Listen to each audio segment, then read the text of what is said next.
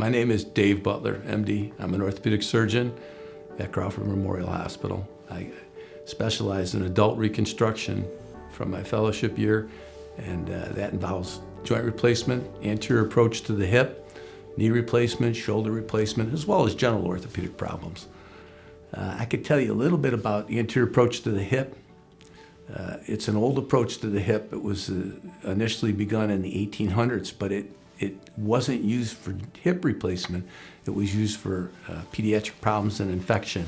So that approach was carried out when hip replacement came in the 1950s and 60s.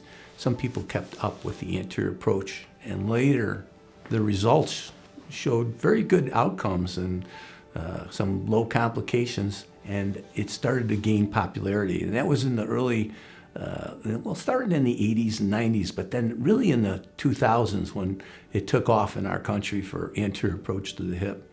And I pursued learning about it by making multiple trips to the surgeon on the East Coast that I learned from Dr. Kagey's, his uncle and John, and got to scrub with him and do cadaver labs with him, and eventually learn how to do anterior approach to the hip. And then I became part of my practice, I think in 2009 or something along that line. I don't think, that's been my main way of doing total hip replacement.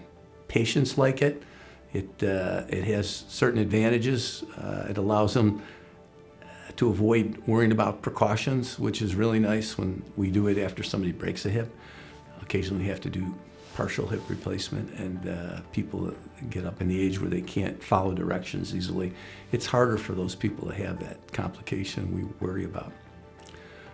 But just everyday patients that need to get hip replacement tend to like it. It allows them to rehab themselves and get along up moving a little sooner and better. And the surgeons like the anterior approach to the hip due to the fact, for some different reasons, but we like it for some of the problems that we sometimes can avoid with it. But it's a nice procedure if someone needs to have a hip replacement, and it's certainly gaining popularity in our country. It's up to, I think, 30 or 35% of hip replacements aren't done that way in our country. Knee replacement has changed with implants and how we fix them to bone. We're starting to do a little bit of technology changes, and that's evolving. And shoulder replacement has changed as well in the last 5 to 6 years. So we're talking maybe 2015 and 16 reverse shoulder arthroplasty, and is really up to 80 to 90% of the shoulder replacements in our country are now being done as a reverse shoulder arthroplasty, which is, nobody really predicted that when they came out in 5 or 6 years that it would become the predominant way. But generally speaking, people like that, the outcomes, and the surgeons like the outcomes with that. Conventional shoulder replacement that we, like a hip, it's a ball and a socket joint. The shoulder is described as a basketball and a teacup. In reverse, they put the ball on the teacup side and put the socket on the humeral side, on the arm side. So it's a reverse of what Mother Nature, and that's the way the human bone structure is.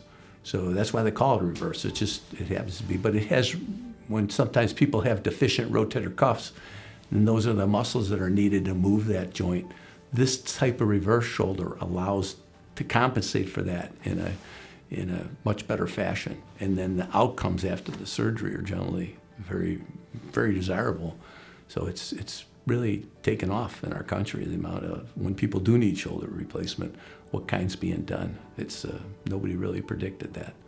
What kind of things I'll be seeing here at Crawford Memorial Hospital or the orthopedic clinic, the kind of problems they see for everyday orthopedic problems, from simple twisting and turning of an ankle, a painful knee that began out of nowhere, a difficulty putting shoes and socks on, soreness in the groin, limping when they're out walking too much. All these things might be developing arthritis.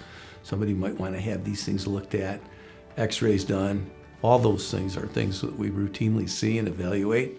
And I'm excited to be part of the Crawford Memorial Hospital Healthcare team, and I'm looking forward to taking care of you, and looking forward to being part of the orthopedic center and orthopedic treatment team here to provide care for you.